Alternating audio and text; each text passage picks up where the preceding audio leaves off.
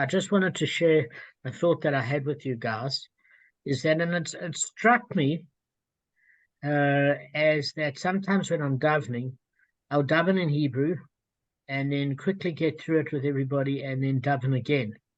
And I just wanted to know that Arthur's listening. It was just something I wanted to share. I am listening. No, that's fine, mate. So what I was going to suggest is that all of you, unless you're Hebrew speakers, I mean, Kevin's the most proficient out of all of us in the language, but some days I actually just choose to do the davening in English with absolute concentration on each word and each paragraph. And I don't know if I still have to do it in Hebrew and I don't fulfill the mitzvah, but this is the relationship with Hashem. And the thing of it is just often, to have a list where you're thinking of somebody that's not well and you add them to your list and you think about them, or somebody that doesn't have money and you think about them and you daven for them, and just really, really take time to use that opportunity to speak to Hashem and ask him for help, not just for you, but for others. And that's sometimes the only drawback is, as a non-Hebrew speaker, I feel that when I just fly through it in Hebrew, it's a problem.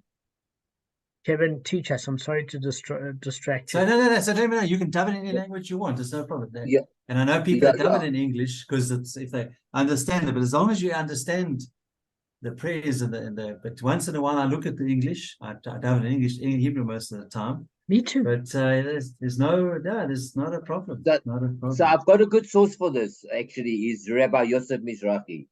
So he says clearly that you can daven in any language that you prefer, whatever you're more comfortable in. If you prefer your own language because you understand what's going on, then that's maybe even better. That's absolutely fine. Damon, what? It makes sense. Think about it this way. It's not the language, it's the intention behind your words, no matter what you speak. Okay. Yeah. I can understand. No, like a knife. I agree with you. Intention. I agree with you. Look, Hashem definitely understands English. Whether he understands South African, that's another story.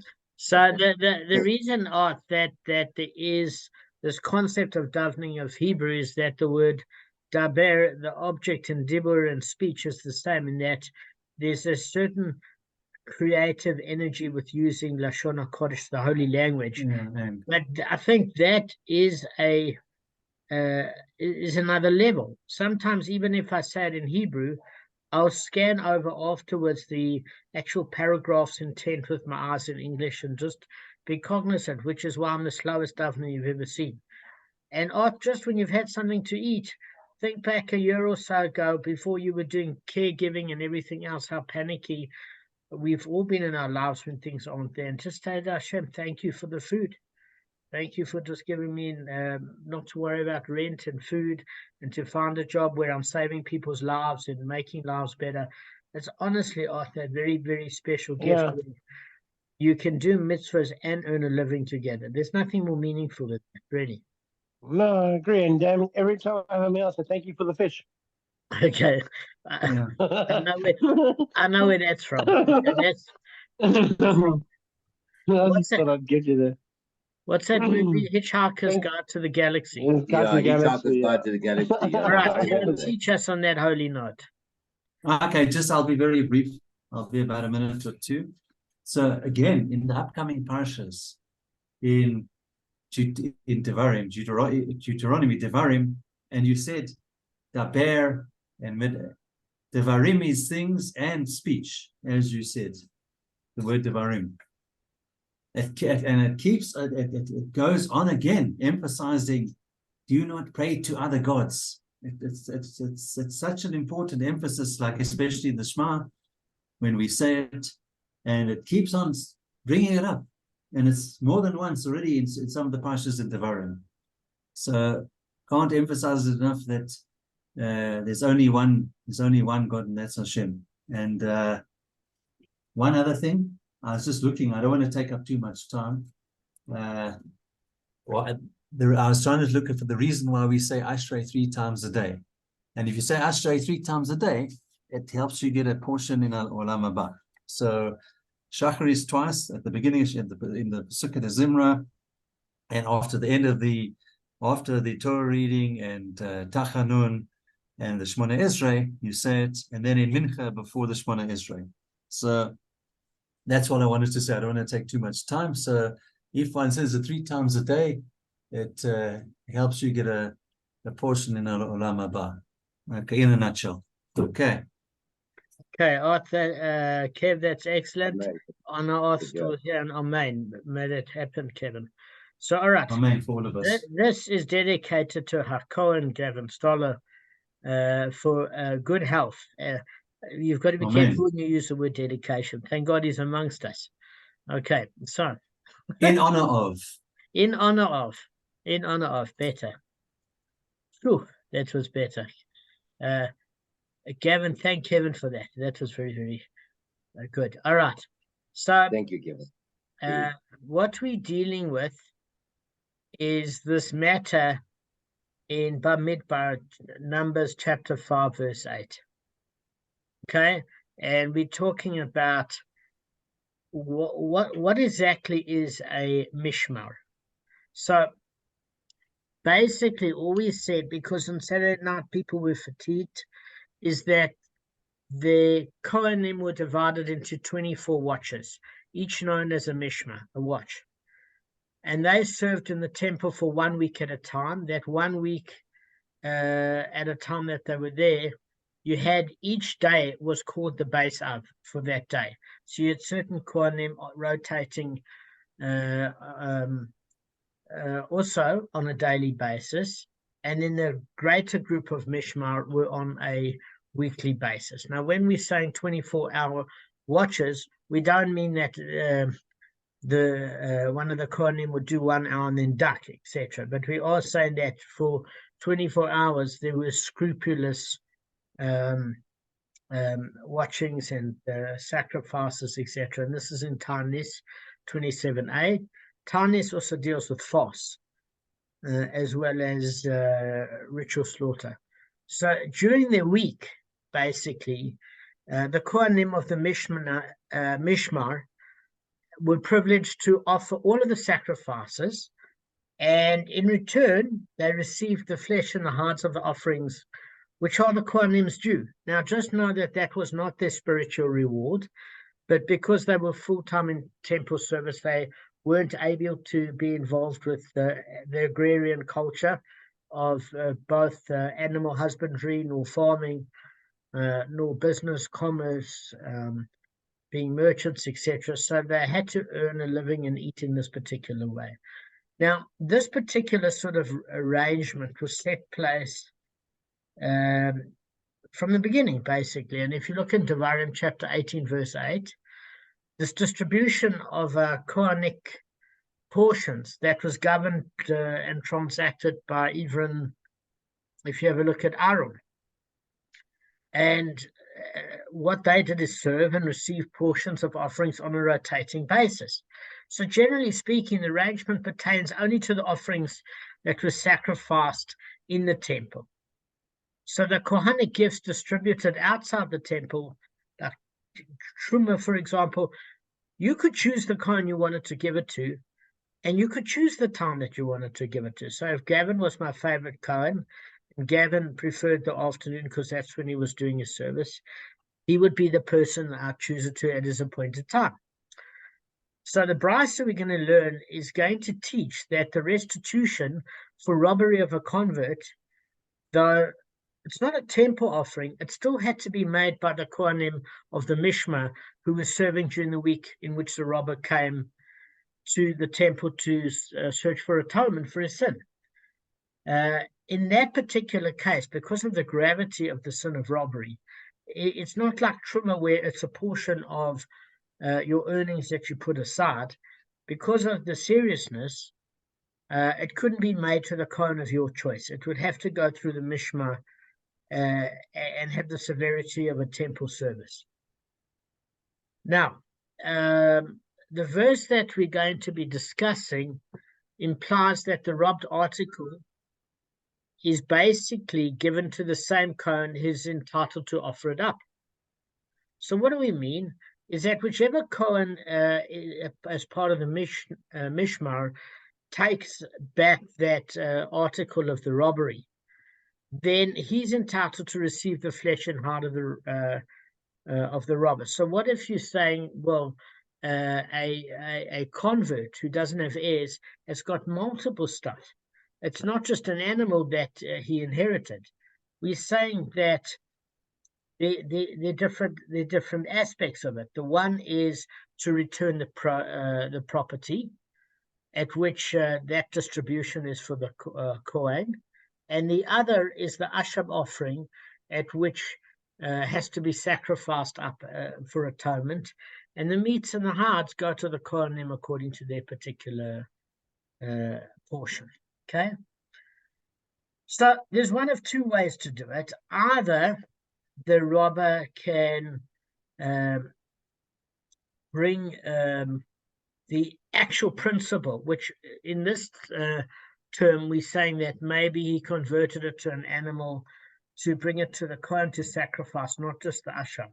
That could be given in the first week, and maybe 3 or 4 weeks later, once all the principal items were returned from the estate of the heir, from the estate of the deceased convert, perhaps maybe 3 or 4 weeks later, there's the Asham offering, which is given to the Mishma that does that particular temple week service. So it doesn't have to be one Mishma. I'm saying this in relation to Kevin's question the other day. He said, well, how do you kind of distribute it? So one of the things is, if you remember what we discussed on Saturday night, is it's not just given to that one particular Kohen of the base of, or the set of Kohanim that was serving for the day. Because robbery was such a grievous sin, it was distributed to the entire Mishmar for the week, not for the day. So in other words, if you had 49 Kohanim, for example, okay, the Mishmar for that week, and you had 7 a day, the atonement offering, Asham, would be distributed amongst not just the base up for that day, but the 49 Kohanim for that week. I'm just using that as an example. Okay. James, you do realize that 7 by 7 is 49, right? Yeah, I know that. 7 days, 49, and 49 Kohanim. Yeah, I'm using that as an example. Just one each one. Oh, okay. Yeah, because there could have been on the one base of 20 Kohanim, and there could be a different number on another day. The truth of it is, I haven't learned enough about the Kohanim services to know how many Kohanim you needed in total for the weekly Mishmar, nor do I know the daily amount for the base of. I just know that there were 24-hour watches, okay? So, in other words, you could either make the principal payment on 1 week, and the Mishmar for that particular week would get the benefit, and a few weeks later you could have an entirely different Mishmar for the week, and they get the benefit of the Asham offering, or the principal restitution from the robbery and the Asham offering could be given in the same week, at which all the Kohanim on the Mishmar on that week would benefit. You can do it either way. But our particular brisa is saying it's done in 1 week. But it doesn't have to be, guys, just so you know. All right, so how big is this Asham? Just a quick one. How big is this Asham offering that you're able to share it amongst like 49 Kohanim? Well, this is what's bothering me, because the Asham offering is actually a ram. Now, I don't know about you, but I know by the time you have a couple of chops and you've burnt the fat off, there isn't much. It's not going to go around the whole group, so I don't really understand that. Like maybe it's like 10 people, I think, is something 10, 15 people or something. For if you have lamb on a spit, there's about 20 people maybe at an event like that, about 20, I think. So yeah, there's 49. I don't know. Anyway, so maybe there was a salad. Gavin's got a good point. So what happens is, generally the daily sacrifices would only be given to the base of for the Kohanim that served on that particular day, and there were enough daily sacrifices, Gavin, to keep them full. But I because of, thought there might have been too much for just for the Kohanim. And then what about the Kohanim that aren't active? How did they get their money? so they get That aren't. truma, which is a portion of your tithing and your misa, and you've got a certain portion that go to the Levium, the Kohen, etc. Listen, they were more than sorted. I'd more worry about the oak that's trying to run a business and trying to make a living than the Kohen that were guaranteed from an entire population of 3 million people. A distribution of Basic, enough bottom line, steak a and Kohen that- a Kohen the never Kohen stops. never went hungry and never and just ate lamb every single day, basically. But I think he was in a banting diet. I don't know if he was on a high carb diet. So anyway, let's go into the Gemara, and we're saying this Gemara is for me. That's what you can say. Exactly. I'm a real Kohen. Exactly. So this one is a little bit different because we were saying, okay, generally we learned what happens when an Israelite steals from a convert and that convert died and he doesn't have any heirs to inherit the property nor to sue him. So there were different opinions. There was Rav's opinion, there was Rav Sheshes, and there was Rav Yochanan, and they brought the opinion of Rav Yossi Aglili and Rav Akiva. And the bottom line of it is that even if you don't have anybody suing you, and thus you keep it because possession is non-tense, there's a difference between a case where you want atonement and a case where you just want to get away with it in this world. So we're saying that even Kohanim steal. So we say, what happens if you've got an unusual case where the thief that actually took it from the convert died in the interim, and then the Cohen, who was the thief, felt bad, and he wanted to make a teshuvah. Now, he brings an asham offering, not for the theft, guys, but for the false oath, because the convert tried to sue him, and he said, no, I don't know what you're talking about. I never stole any money from you. Okay, now, when we say in the convert that does, for the principle of this argument of the Gemara, and Arthur, this is also important to realize, is that we say, for example, he stole a ox, and then we say for his asham, he owes a ram. So we're using the principle here and the penalty fee and the asham as being primarily animals, because it's easy to convert it into currency, at which the Kohen can get the appreciation from there. Does that make sense, guys? So we're not saying we stole his whole estate, aren't we? Just saying that he had an entire estate, but he took a cow from the convert and he felt bad after the convert died, but there's no heirs that are going to be able to sue the Jewish court to get back that cow. So it's for the false oath he brings the asham offering. Otherwise, he just have to bring back the principal. Okay, so let's just go through this case. So we say where the thief himself was a Cohen, consider the case where the robber of the convert who died was a Cohen, and he came to the temple and confessed his sin during the week in which his own mishmar was serving there. How convenient. Now, why did he do it like that? Because he could have come in every week, in any week. So in other words, Gavin, if he came in a week later where his mishmar wasn't serving, he wouldn't have some vested interest. But his reasoning is he decides that he wants to make a teshuvah and bring the asham at a perfect convenient time, which it happens to be his particular duty to serve up along with the other Kohanim within his week's mishmar.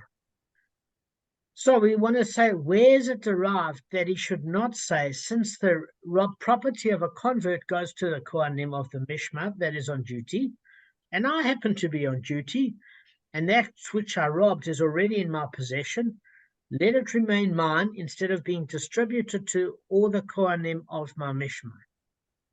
So what do you think he's trying to do? Since he confessed, and he does feel a bit bad, but he's still in the greed mode, he's prepared to make the payment now, but he's saying that since it's his mishmar anyway, he might as well, as he has possession, be considered as though he paid himself, make the teshuvah, and get to keep the animal without sharing it with the other kohanim of the mishmar. So we're saying that you can't say that. But then the logic goes,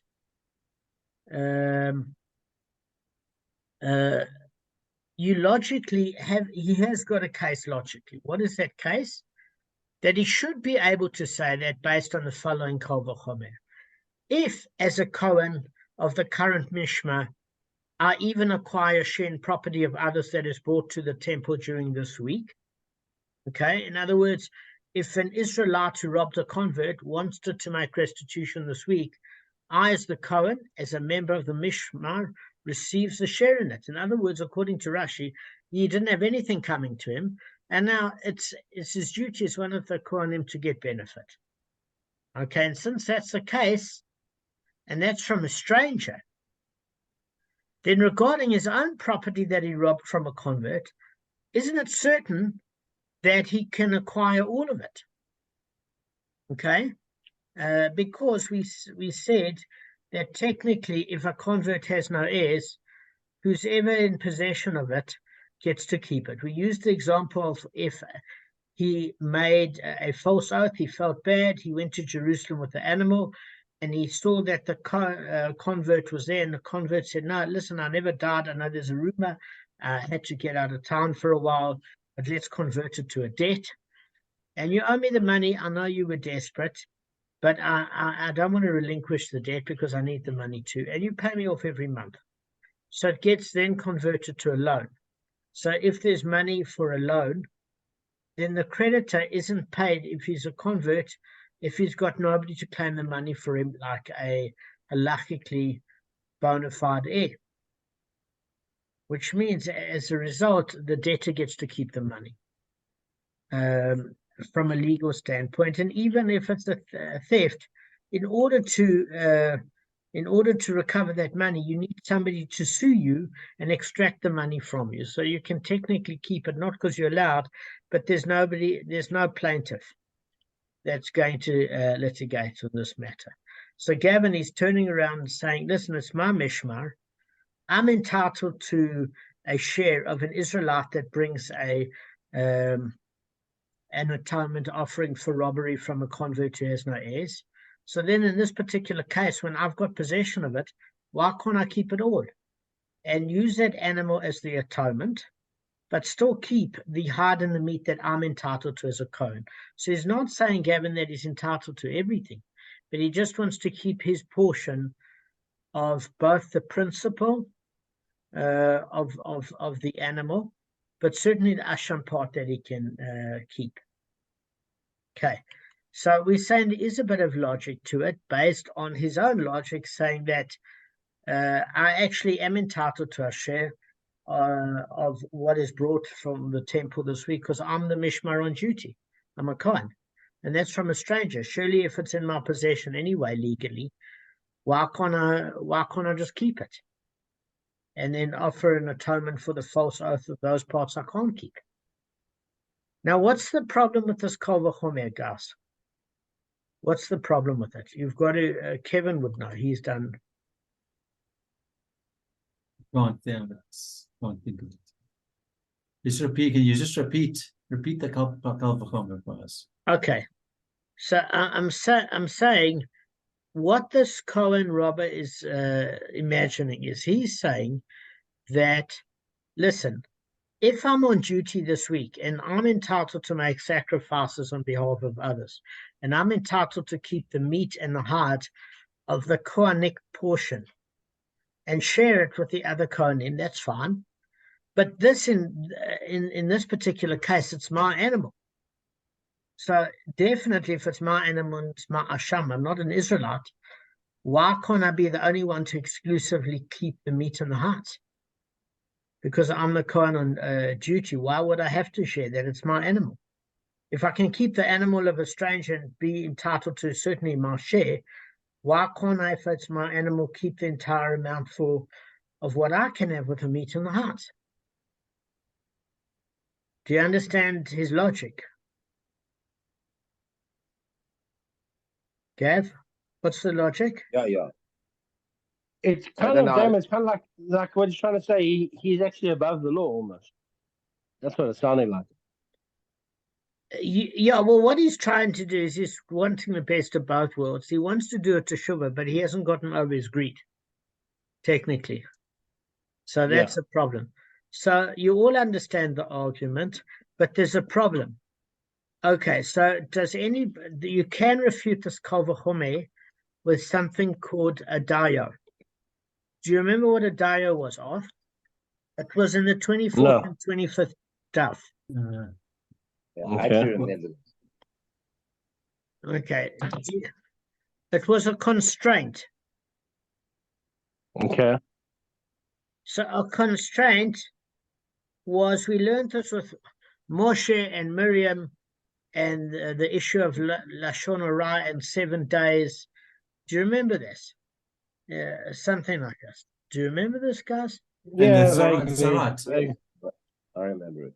Okay, so what we are saying is, Arthur, that you can refute this Kal V'chomer of this self-justified reasoning of the Kohen through this principle of dayo, and it governs the Kal V'chomer derivations. What it does is it's called a restraint. So Kal V'chomer basically says we found a law in logic that applies in this situation. When we find almost another identical situation, we can say, let us apply this law to that, because it mimics the situation almost the same. So the principle of the dayo states that it's sufficient for the derived law to be the same as the source law.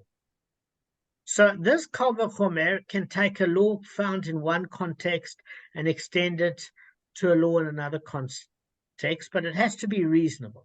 Okay. Now, what do we mean by reasonable is that it can't make the law that is applied in the area where you want to put it in this example as more expansive than in the source law. Let me just give you a simple thing of what I'm saying. Accordingly, if you look at this Kal V'chomer, only thing we know is that a Kohen who robbed a convert is entitled to a share of the robbed property that is in his possession, just the same as he's entitled to a share in the robbed property that is returned by others. It doesn't mean to teach us that he has the sole rights to the robbed article that is in his hands. And the reason being is because if you look at the source law states that if an Israelite robbed a cow and then he brings an Asham offering of a ram, then the Kohanim of the Mishmar, all the Kohanim, not only for the base up for that day, but also for the whole week, they get to share whatever their portion is and sacrifice what Hashem wants, and they get to keep the rest. So if in a case where an ordinary Israelite gives it over and the Kohanim can partake, in the original source, they share it. So you can't say all of a sudden in the target area that this Kohen is saying, well, it's actually, I'm entitled to keep it all. You can't make it more expansive and say, listen, in a case when I didn't know what the catch of the day would be, but I would get a share, then surely if it's my animal, I should keep all of it, because you can't say that. The best you can say is that as part of the Mishmah for that week, that portion which belongs to all the Kohanim of the Mishmah, you still can have it. You're not excluded from it, even though you're a robber and you swore falsely, because they're two separate issues. The one issue is, as somebody that's looking to do teshuvah and you're penitent about your sin, etc., you give it over to the Kohanim. The second issue is that the Kohanim are entitled to share it for that week for a case of robbery within the Mishmah. So if you've given it over, you at that stage are a penitent sinner and you wish to do a teshuvah, and you give over the principle to the Kohanim and you give over the Asham. And you've given it over. That's your job. And then as your separate role as a Kohen, whatever you're entitled to keep, you can keep. But you can't have a source law where it says you've got to be amongst those Kohanim that have to serve in the Mishmar for that week. And if you're not on duty, you don't get to share it. And if you are on duty, you get to share it, meaning it's not yours exclusively. So he can't say in a case where the animal is his, gets to keep all of it. That's the problem with the Kal Vachomer. The Dayu means that the target area of application of law can't be more expansive than the source area at which it says the Kohens for the Mishmar have to share for that whole week, not even for that day. Do you get the flow of it?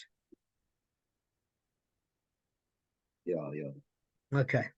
So then there is a separate law that Rav Nassan says that kind of boxes in the question in a better way. He actually states the Kal Vachomer in different terms that you can't refute it. I'll just tell you his wording. This is where his wording is very clever. He said, if even regarding something that the members of the Mishmar have no share in before it enters his possession, the law is that once it enters his possession, another Kohen can't take it from his hands. Okay? So what does that mean? It means Rav Nassan refers to an offering brought by Kohen, and the rule is that although the particular Mishmar serving in the temple have the exclusive rights to any offerings brought by an Israelite during the week, it doesn't have the right to an offering brought by a Kohen. Rather, the Kohen himself, even if the Mishmar is not in service, may come and offer up his own sacrifice and then keep its flesh and hide. So that's the rule that's derived from the Pasuk Bamidbar, Numbers chapter 5, verse 10. And a Kohen's holies shall be his own. So what we are saying is here, listen, there is a different rule, at which Rav Nassan brought, is that with an Israelite, his portion goes to the Kohanim of what they're entitled to keep, and the primary amount of the animal goes to Hashem.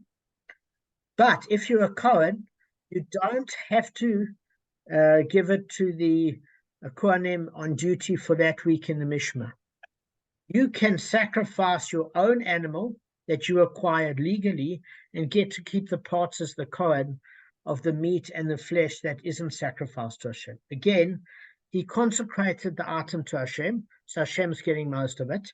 He legally acquired the animal, and therefore he doesn't have to share the meat and the hides because he, as a Kohen, brought the animal himself. So that is a reasonable argument. It's a different argument.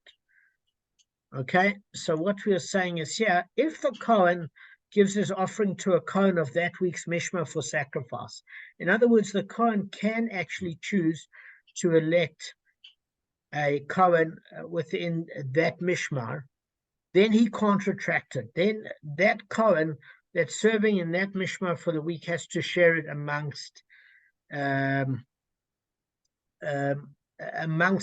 not all the Mishmar for the week, but the base of. Because remember, Kevin asked a good question on Saturday night.